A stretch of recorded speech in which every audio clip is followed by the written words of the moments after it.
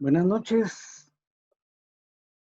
Vamos hoy a ver nuestra semana 5. La otra semana son los exámenes, ¿verdad? Es la sexta semana.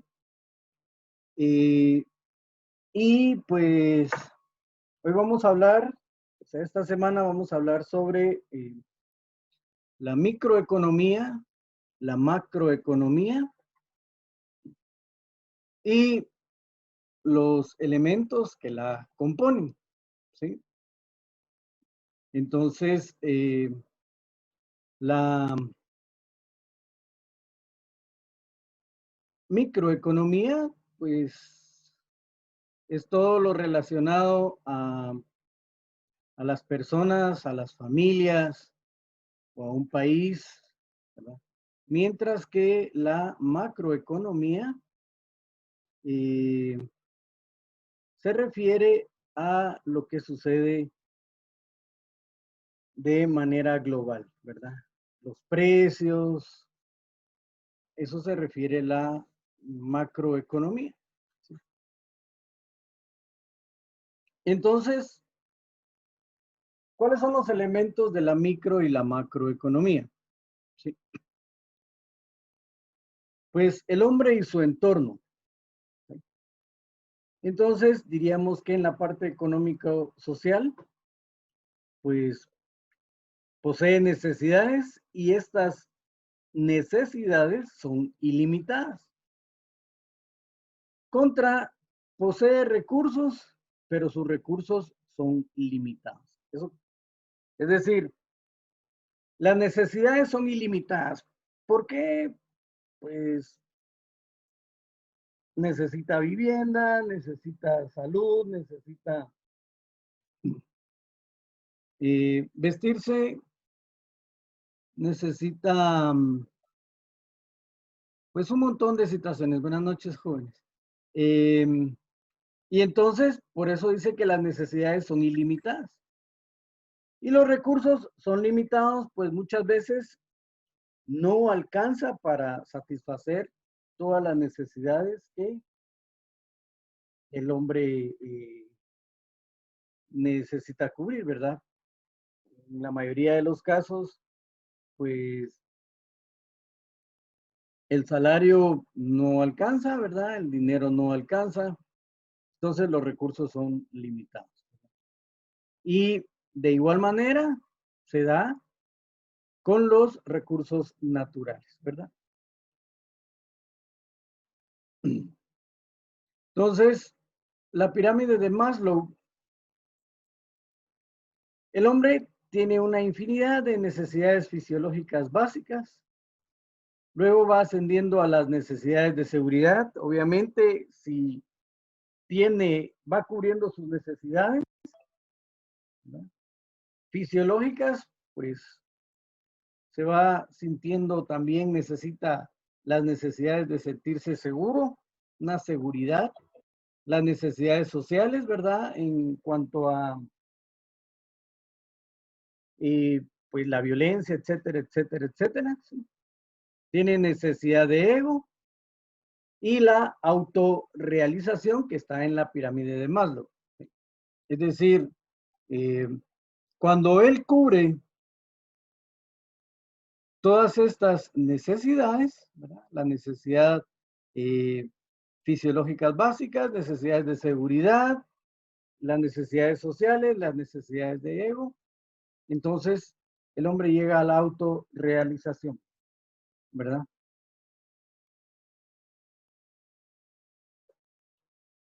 Los recursos o factores productivos.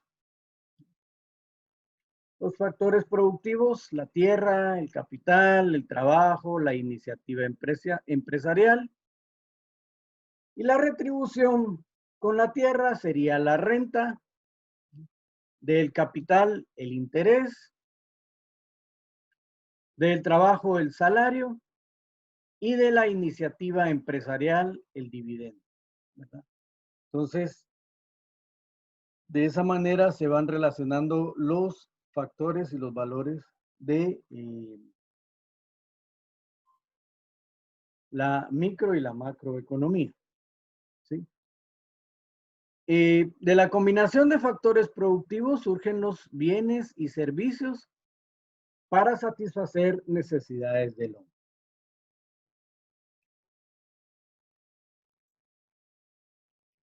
Esos bienes pueden ser económicos. Los bienes económicos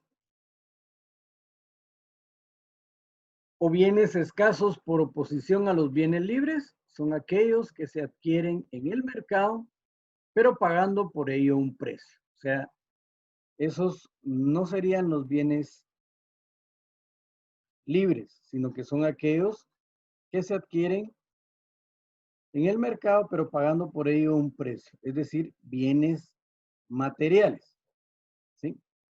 Pero también hay bienes inmateriales que poseen valor económico y por ende susceptible de ser valuados en términos monetarios. En este sentido, el término bien es utilizado para nombrar cosas que son útiles a quienes las usan o poseen. En el ámbito del mercado, los bienes son cosas y mercancías que se intercambian, que tienen alguna demanda por parte de personas u organizaciones que consideran que reciben un beneficio al obtenerlo.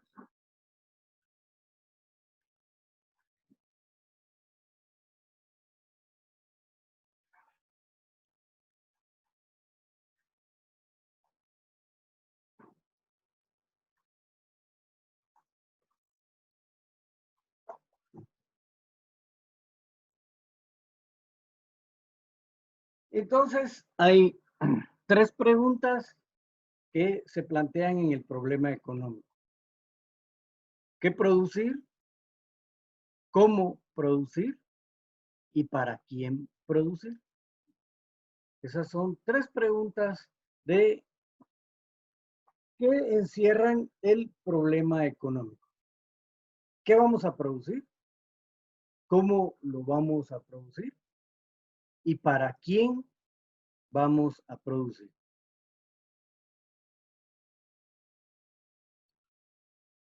Entonces nos encontramos con el costo de oportunidad. Cada vez que decidimos utilizar los recursos y los recursos escasos de una manera, renunciamos a la posibilidad de utilizarlos de otra. Es decir, cuando los bienes son escasos y nosotros decidimos utilizarlos de una manera, difícilmente los vamos a poder utilizar de otra manera. ¿Sí? Cuando, por ejemplo, si los recursos son escasos y yo anhelo un carro nuevo, por ejemplo, pero los recursos son escasos, entonces pues, voy a comprar un carro no como el que quería y difícilmente pues voy a poder utilizar esos recursos para comprar otro. El costo de oportunidad de un bien o servicio es el valor de otros bienes y servicios a los que se debe renunciar para obtenerlo. ¿Sí? Ese es el costo de oportunidad de un bien o servicio. Es el valor de otros bienes y servicios a los que se debe renunciar para obtenerlo. Es decir, planteemos un ejemplo como decíamos anteriormente el vehículo, ¿verdad? Ok, si yo voy a comprar el vehículo, sé que tengo que renunciar a otros bienes y servicios para poder obtener el vehículo que yo deseo. ¿Por qué? Repito, porque a veces los recursos son limitados. Entonces, sé que si voy a comprar un bien, con los recursos que poseo, difícilmente voy a poder utilizar esos recursos para adquirir otros bienes o servicios. ¿De acuerdo?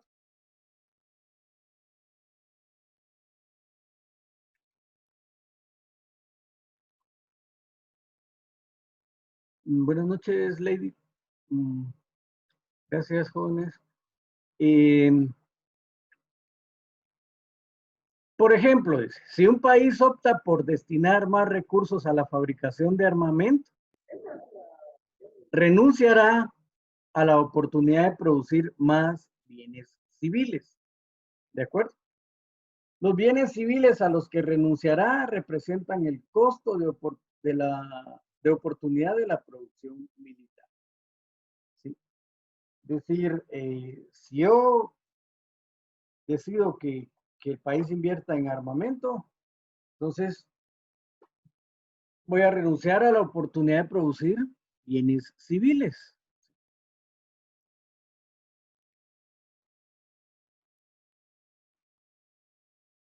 El costo de oportunidad.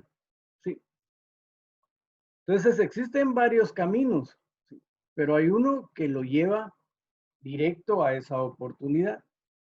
Este es un ejemplo de costo de oportunidad.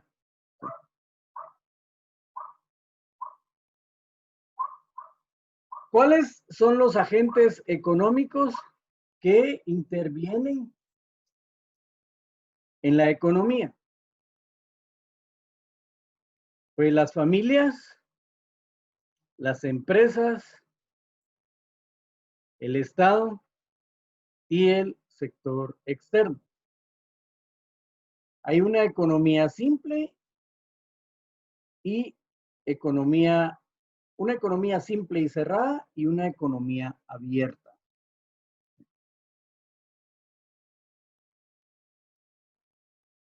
Entonces, el flujo circular de la renta en economía simple, híjole, no salió muy claro esto ustedes. No, aquí están las empresas, aquí están los hogares, mercado de...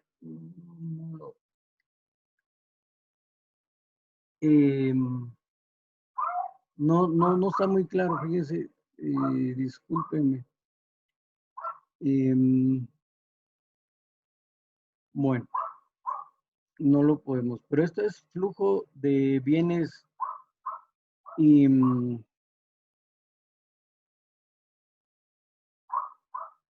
otro es flujo de unidades monetarias.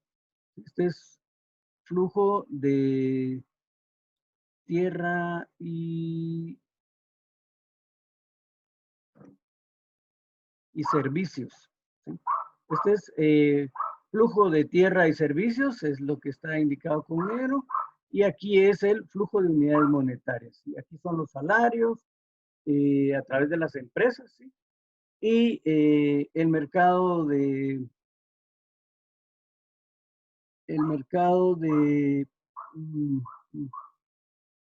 esta es la oferta de factores de producción y la demanda de los factores de producción.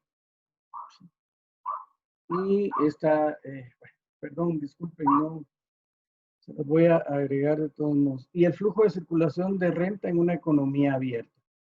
O sea, en el sistema abierto hay más oportunidades, no son tan cerradas como en el, ahí sí, como lo dice el mismo nombre, en una economía cerrada, ¿verdad? Aquí en una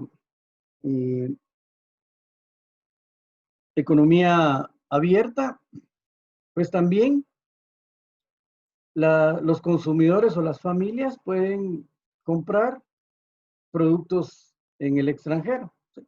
Y también las empresas compran y venden en otros países. Este es el sector exterior. Entonces, el sector exterior también viene a dar a los consumidores y familias, ¿no? Estos van hacia las empresas pagando un precio a cambio. Las empresas contratan a trabajadores y estas pagan un sueldo a cambio de esos servicios, ¿sí? Aquí los consumidores compran bienes y servicios a las empresas pagando un precio a cambio. O sea, ese es el círculo en cómo se manejan estos factores en las economías, ¿verdad? Y qué es lo que comúnmente se da. Unos ingresos que el Estado destina a financiar servicios y gastos públicos que favorecen al conjunto de la sociedad. ¿Por qué? Pues porque todas las familias, los consumidores, tienen que pagar impuestos, las empresas de igual manera tienen que pagar impuestos, ¿verdad? Y el sector público es el que se encarga de administrarlos.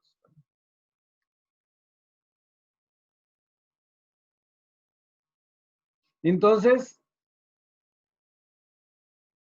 volvemos al punto de inicio. ¿Qué es la microeconomía?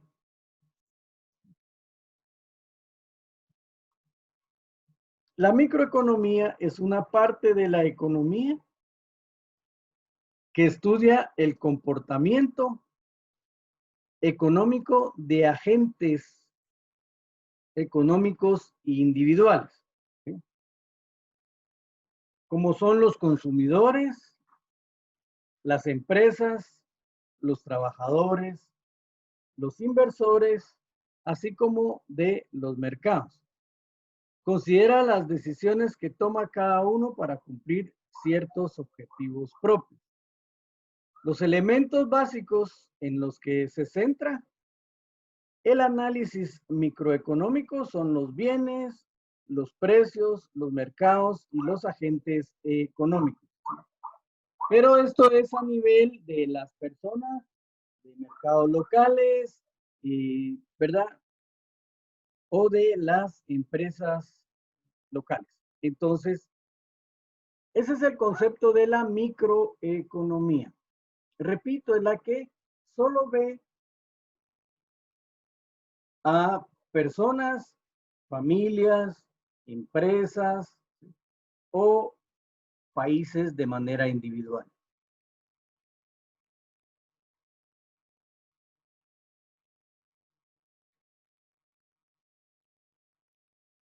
¿Qué es el mercado? Pues históricamente era el espacio físico donde se hacían las transacciones comerciales, ¿verdad? Entonces aquí dice, históricamente era el lugar, espacio físico, donde vendedores y compradores realizaban las transacciones. En su acepción más moderna, implica el proceso de convergencia de la oferta y la demanda, donde cada bien o servicio de la economía implica la existencia de un mercado en particular. ¿Qué es la oferta y qué es la demanda? En economía se define la oferta como aquella cantidad de bienes o servicios, ¿sí? Aquella cantidad de bienes o servicios que los productores están dispuestos a vender a los distintos precios de mercado. O sea, bienes y servicios que los productores están dispuestos a vender a los distintos precios de mercado. Hay que diferenciar la oferta del término cantidad ofrecida, ¿sí? Que hace referencia a la cantidad que los productores están dispuestos a vender a un determinado precio. Entonces, la cantidad ofrecida es la cantidad de bienes, ¿sí? Que los productores están dispuestos a vender a un determinado precio. ¿Sí? Esa es la cantidad ofrecida. La demanda se define como la cantidad y calidad de los bienes y servicios que pueden ser adquiridos en los diferentes precios del mercado, ¿sí? Esto es, lógicamente, por un consumidor, o sea, demanda individual, o por el conjunto de consumidores, que sería la demanda total o de mercado en un momento determinado. Entonces, la demanda, la cantidad y calidad de bienes y servicios que pueden ser adquiridos a diferentes precios del mercado por un consumidor. Esa es la demanda, ¿verdad? Entonces, Por eso es bueno siempre la competencia, porque va a tener uno la oportunidad de elegir el bien con la oferta que más le convenga, ¿verdad? Puede ser que estos tenis estén aquí en 120, pero en otra tienda estén a 105 y en otra tienda estén a 99, ¿verdad? Entonces yo tengo la opción de elegir dónde quiero satisfacer la necesidad de esa, ¿verdad? ¿Sí? Entonces esa sería la demanda. La calidad y la cantidad de los servicios. Y la oferta es la cantidad de bienes o servicios que los productores están dispuestos a vender. ¿Sí?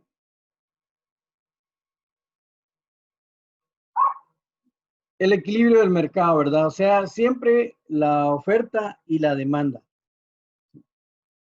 Aquí hay un ejemplo, ¿verdad? Una caricatura de esto. El sujeto, pues, lleva cierta cantidad, mientras que en la oferta están los dos vendedores, ¿verdad? Este tiene sus sandías a 900 quetzales, digamos, o sí, mientras que este los tiene a 1000, pero dice que estas son más grandes, o sea, son las ventajas y desventajas que el eh, comprador tiene que analizar a la hora por eso es que se da la oferta y la demanda, ¿verdad? ¿Dónde puedo yo adquirir los bienes y servicios de mejor calidad al precio que a mí me satisface? Entonces, eso es la ley de la oferta y la demanda, ¿verdad? Y es el equilibrio del mercado, ¿verdad?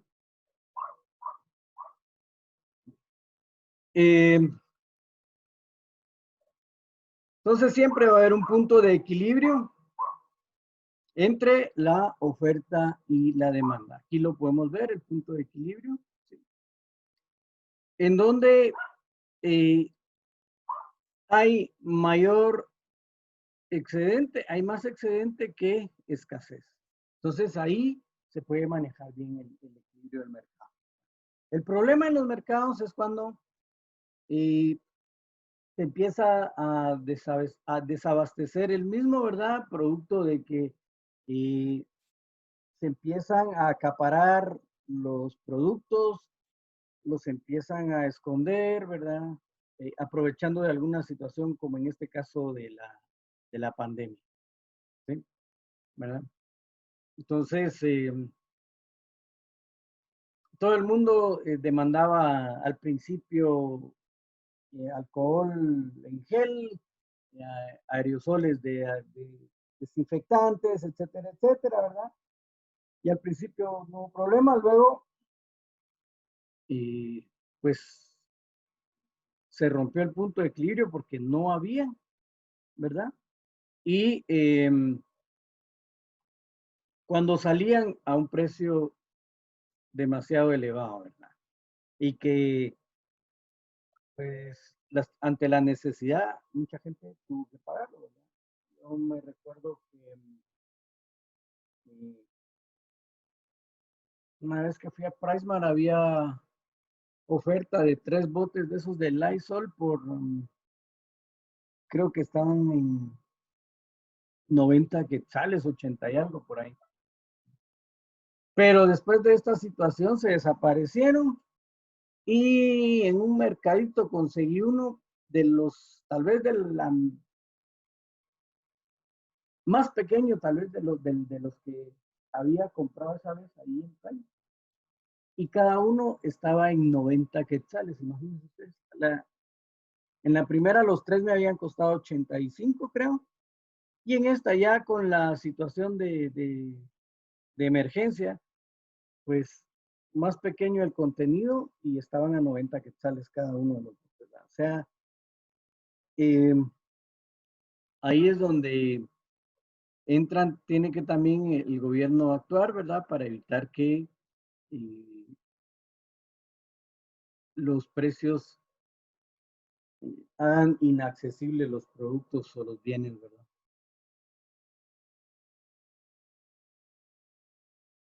Y la macroeconomía, que se ocupa de estudiar el funcionamiento de la economía en su conjunto. Su propósito es obtener una visión simplificada de la economía, pero que al mismo tiempo permita conocer y actuar sobre el nivel de la actividad económica de un determinado país o de un conjunto de países. Esta es la definición de Mochon y Becker, ¿verdad? Que dice elementos de micro y macroeconomía. ¿Sí? Entonces, él define la macroeconomía como la parte que se ocupa de estudiar el funcionamiento de la economía en su conjunto. Su propósito es obtener una visión simplificada de la economía, pero que al mismo tiempo permita conocer y actuar sobre el nivel de la actividad económica de un determinado país o de un conjunto de países. Entonces, por eso les decía yo que la macroeconomía es más a nivel global, ¿verdad? En cuanto al manejo de precios. Vamos a ver si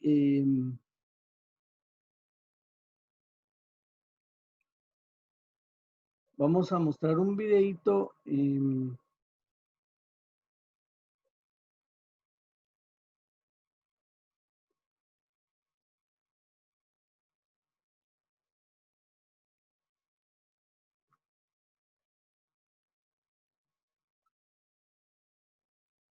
Deme chancecito ahorita. Lo vamos a colocar.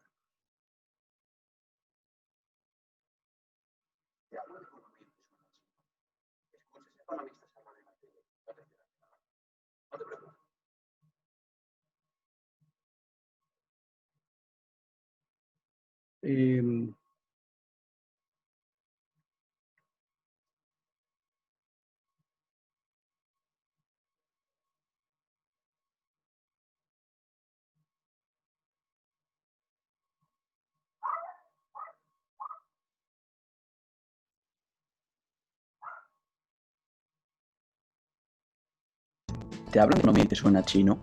¿Escuchas economistas hablar en la tele y no te enteras de nada? No te preocupes, en Economía empezamos con una serie de vídeos para explicar los conceptos más importantes de la economía. En este vídeo te explico en menos de 3 minutos las diferencias entre la microeconomía y la macroeconomía. La división entre macro y microeconomía es la más usual y fue introducida en la década de 1930 por el noruego Ragnar Frisch, que recibió el Nobel de Economía en el año 1969. Cuando en la televisión y periódicos se habla de economía, realmente el foco está centrado en la macroeconomía, la actualidad de los mercados financieros, las decisiones de los bancos centrales y los gobiernos, el desempleo, la deuda de un país. Todos esos son conceptos fundamentalmente macroeconómicos. La macroeconomía estudia el comportamiento de la economía en su conjunto, la producción total, el empleo, los precios globales. Por ejemplo, la caída de los precios en general, el aumento del desempleo de un país o el efecto de un impuesto sobre la renta en las personas son problemas que serían tratados por la macroeconomía. En resumen, la macroeconomía estudia la evolución de las variables agregadas, es decir, las variables que se forman agregando o sumando otras variables. Por otra parte, tenemos la microeconomía, que se ocupa de estudiar el comportamiento de los agentes individuales, como las empresas, los hogares y los consumidores, así como el funcionamiento de cada mercado. Por ejemplo, la evolución de los precios en el mercado de manzanas, una reducción del empleo en el sector minero o el efecto que tendría un impuesto sobre la gasolina son asuntos propios de la microeconomía. Es decir, la microeconomía estudia la manera en que los individuos toman sus decisiones y cómo dichas decisiones influyen las unas en las otras. Se podría decir que, en cierto sentido, la microeconomía mira la economía con microscopio, como si los individuos, empresas y hogares fueran los átomos de la economía. Es importante comprender que ambas disciplinas están interconectadas, ya que los resultados globales vienen determinados por la interacción de todas las partes. Por ejemplo, un macroeconomista puede estudiar la repercusión del aumento de un impuesto sobre la renta en la producción total de un país, que es una variable macroeconómica. Sin embargo, para analizar esta cuestión, sería imprescindible entender cómo afecta ese aumento del impuesto a las decisiones de los hogares e individuos sobre su gasto individual, que sería un asunto de la microeconomía. Si bien es cierto que, a pesar de estar estrechamente relacionadas, la microeconomía y la macroeconomía se ocupan de estudiar problemas distintos, y por ello utilizan instrumentos y modelos diferentes para analizarlos. ¿Te ha sido útil este vídeo? No olvides darle a like y suscribirte para no perderte futuros vídeos de la serie de...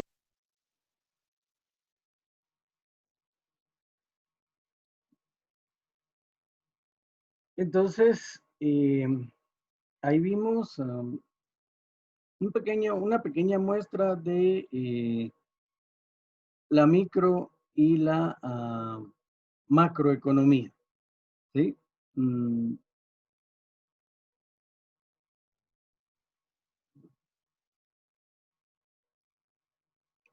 Como decía ahí, la macroeconomía se ocupa de estudiar el funcionamiento de la economía en su conjunto. ¿Sí?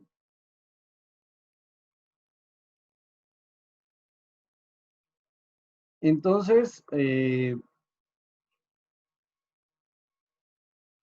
tenemos también el Producto Interno Bruto, ¿verdad? El PIB. Aquí está Producto Bruto Interno, que es el valor de todos los bienes y servicios finales producidos en un país en un periodo determinado. Por lo general, este periodo determinado es siempre de 12 meses, o sea, un año. Cada año se calcula el Producto Interno Bruto, ¿verdad? Para ver si hacer un balance, para ver si ha crecido la economía, por lo contrario, se ha detenido, ¿verdad? Con este caso de la situación actual mundial, entonces ustedes escucharán que dice, mire, el país de XX tiene calculado que va a caer en su PIB un 2%. O sea que el Producto Interno Bruto va a caer debido a la situación de la paralización de la economía, ¿verdad? Producto de esta situación. Entonces, ese es el Producto Interno Bruto. La materia prima, un bien intermedio y el bien final. Entonces, acá mi materia prima va a ser el trigo, el bien intermedio va a ser la harina y el bien final, el pan. O sea, como ejemplo, tendríamos esto para calcular el Producto Interno Bruto. En este caso, si yo contabilizara el valor del trigo más el valor de la harina y el valor del pan como producto bruto de un país, estaría incurriendo en un error,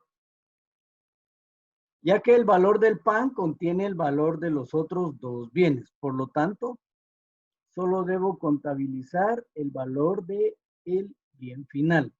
En este caso, el pan para la medición del Producto Bruto Interno. ¿Sí? Entonces, es decir, en nuestro caso, por ejemplo, si vamos a vender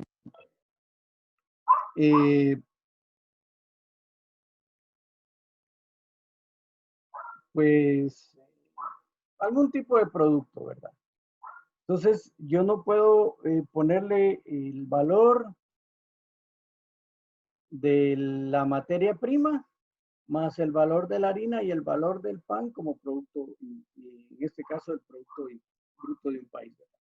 Sino que va a ser el bien final al que le voy a aplicar esta situación para poder calcular el Producto Interno Bruto.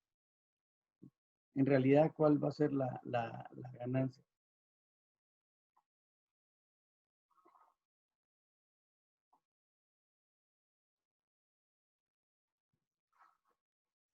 Tenemos el método del gasto, el método del valor agregado y el método del ingreso o renta. El PBI por el método del gasto, que es la demanda agregada, es igual a Producto Bruto Interno, es igual a el consumo más la inversión más el gasto público, ¿no?, más las exportaciones. Entonces ahí está la fórmula, los valores que intervienen dentro de la fórmula. La C es el consumo, ¿no?, que es el gasto que realizan las familias en bienes y servicios. Es una forma de poder calcular el Producto Interno Bruto, ¿no?, por el método del gasto. Consumo, que es el gasto que realizan las familias en bienes y servicios, más la inversión, el gasto que realizan las empresas en bienes de capital, como por ejemplo maquinaria y en acumular stock, ejemplo, guardar un silo con semillas de maíz para elaborar alimentos balanceados, ¿sí?, más la G, que es el gasto público, gasto que realiza el Estado en bienes de consumo y en bienes de capital, más las exportaciones, que es el gasto que realizan otros países en comprar bienes producidos en nuestro país, menos las importaciones, que es lo que nosotros compramos. Pues el gasto que realiza nuestro país en comprar bienes que son producidos en otros países, ¿verdad? O sea, esta es la fórmula del gasto, del cálculo del Producto Bruto Interno por el método del gasto. Entonces, consumo, inversión, esta es el gasto público, las exportaciones versus las importaciones, ¿verdad? Y ahí puede uno calcular el Producto Bruto Interno por esta manera, que es el método del gasto.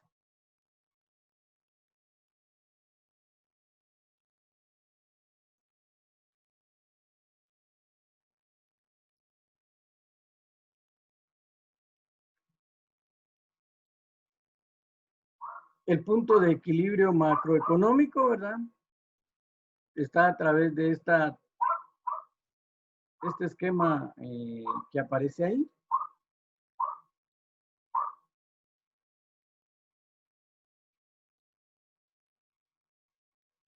Y luego, ¿cuáles son las funciones macroeconómicas de el sector público? Pues el sector público tiene las funciones de regular, ¿verdad?, una función reguladora. Tiene la función proveedora de bienes y servicios, redistributiva y estabilizadora, ¿sí? Esas son las funciones macroeconómicas del sector público.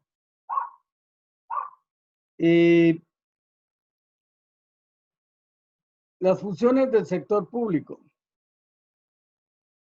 Fiscal, fija y cobra tributos. Reguladora, mediante leyes y resoluciones administrativas, interviene en el mercado. Eso es decir, aquí velar porque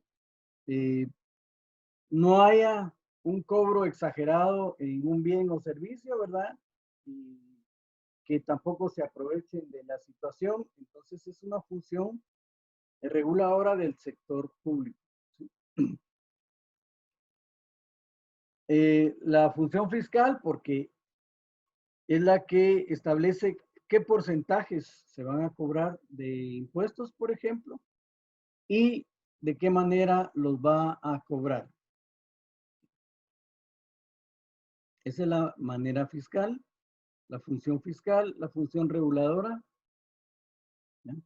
Mediante leyes y resoluciones administrativas interviene en el mercado, ¿verdad? Aquí pues sale a relucir la parte de la institución que era la famosa DIACO, ¿verdad? Que es la que vela porque los precios no sean más de los que el gobierno tiene o el Ministerio de Economía tiene previstos, ¿verdad? Entonces, por eso es que tiene una función reguladora.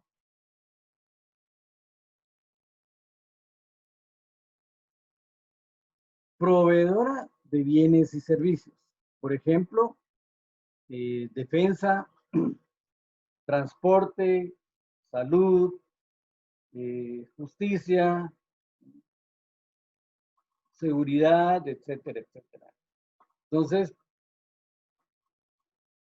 el servicio público también tiene la función proveedora de bienes y servicios, ¿verdad? Y lamentablemente, dentro de esos bienes es también la parte de los servicios es mantener la red vial, ¿no? Para que los servicios no se encarezcan, los bienes no se encarezcan. Sin embargo, pues como es sabido por la mayoría, con el gobierno pasado que las carreteras estaban en mal estado porque la plata que se iba a invertir en eso, pues se la llevó la empresa que a Overdrecht, ¿verdad? Entonces ahí el Estado falló en cumplir, en ser buena proveedora de servicios. También tiene la función redistributiva, que trata de modificar la distribución de la renta. Y la función estabilizadora, que trata de controlar los grandes agregados económicos.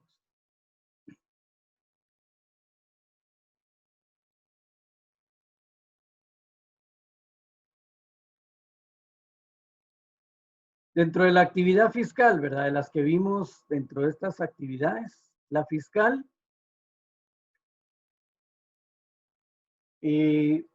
pues tiene la obligación de dar sumas de dinero que el Estado exige en su poder de imperio, ¿verdad? O sea, es el tributo que nosotros le tenemos que pagar al Estado. Son nuestros impuestos. ¿Sí? Clases de tributos, pues aquí lo menciona, los impuestos, que no implican una prestación directa por parte del Estado a cambio del pago que realiza el contribuyente. ¿Sí?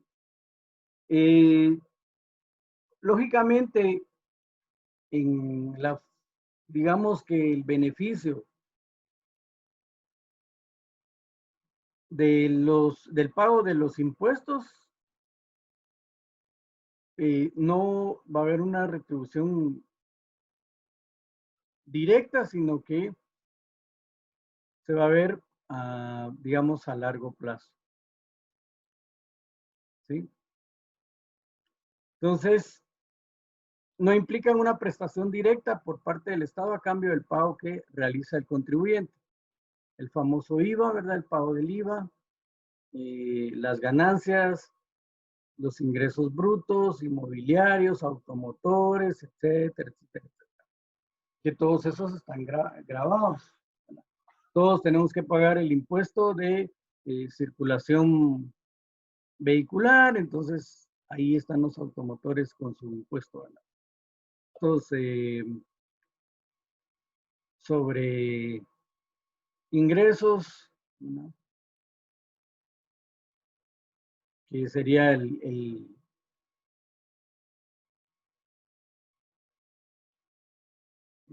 caso de los pequeños contribuyentes, el pago del 5% de impuestos, ¿verdad?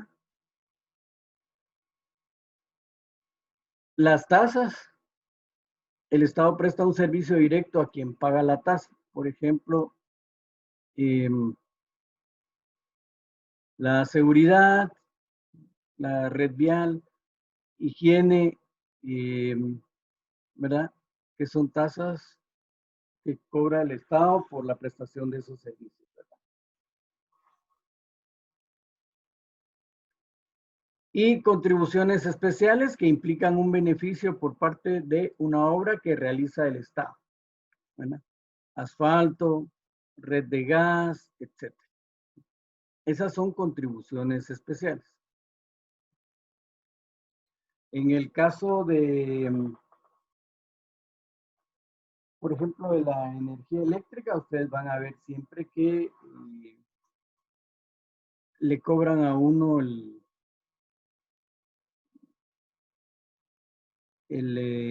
impuesto municipal, ¿va? Viene ahí también incluido una tasa municipal que paga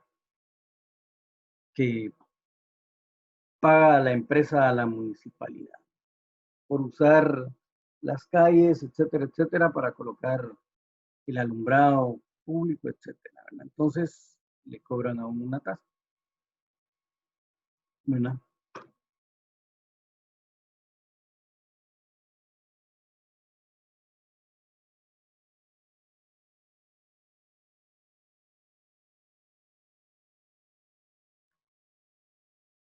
Y en la política económica, pues el sector público interviene en la economía con políticas microeconómicas y políticas macroeconómicas, ¿sí? Entonces, llevamos la mitad del documento. Vamos a ver si hay alguna duda hasta el momento. Y este documento se los voy a subir se los voy a mandar al WhatsApp, ¿verdad? Para que lo tengan y que les sirva para los exámenes, que son la otra semana, ¿verdad?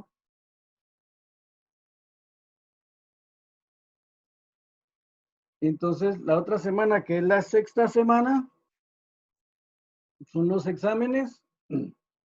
En esta semana no vamos a dejar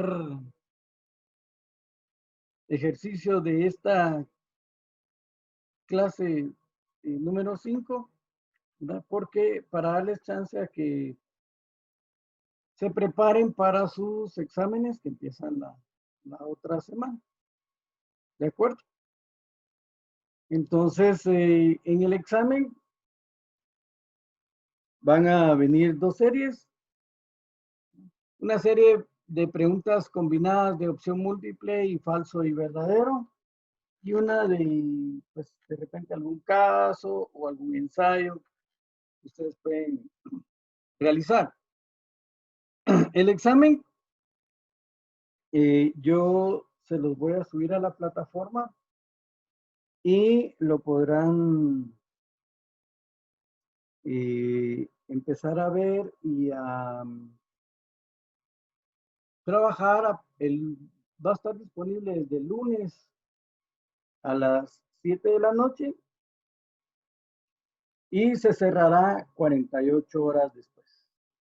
Es decir, si lo dejamos lunes a las 7,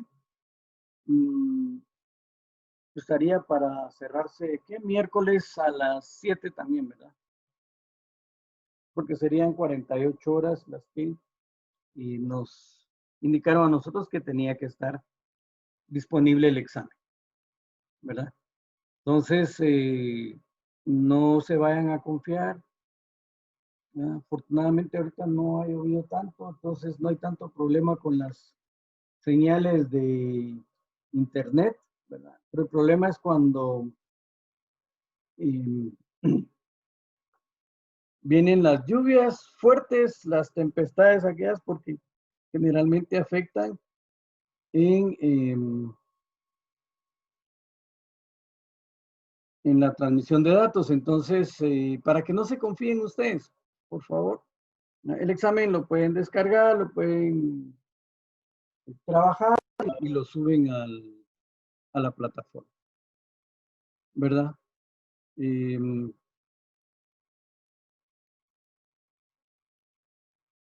Entonces, la otra semana sería sería el examen, repito. En la clase del viernes vamos a terminar de ver este tema. Nos quedamos con el sector público, ¿verdad? El que interviene en las políticas económicas con políticas microeconómicas y políticas macroeconómicas. A partir de ahí para terminarlo el día viernes. El tema, repito, este documento se los voy a subir, yo creo que ya está en la plataforma. Ustedes lo pueden descargar por si vinieran algunas preguntas relacionadas con este tema, ¿verdad? Entonces, el día viernes trataríamos de concluir este tema y lo que ustedes pueden es ir armando su banco de datos, ¿verdad? Descargando las presentaciones que están en la plataforma de las 5 semanas y tenerlas ahí con material suficiente para leer y poder resolver el examen, ¿verdad? Entonces, no sé si hay alguna duda, algún comentario.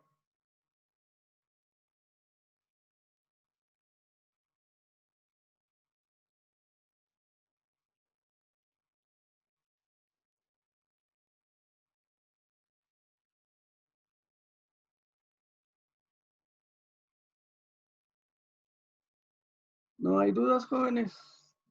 ¿No hay comentario? ¿Algún comentario? La otra semana tienen los exámenes, ¿verdad?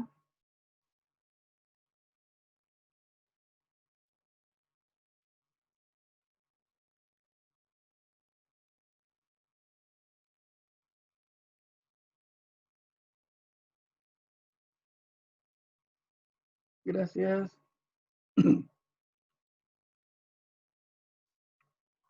Entonces, dejaríamos ahí. Les deseo suerte para sus exámenes. No se vayan a confiar, ¿verdad? No sé, hay alguien escribiendo en el chat.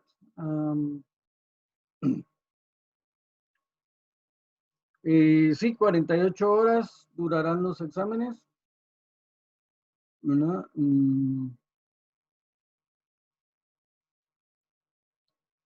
Que fue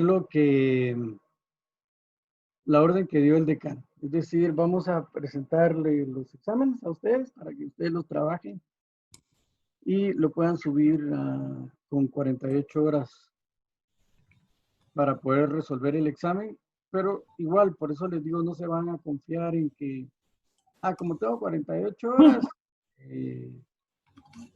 lo voy a dejar para último, ¿no? Entonces, porque si no, nos podemos complicar ahí, ¿de acuerdo?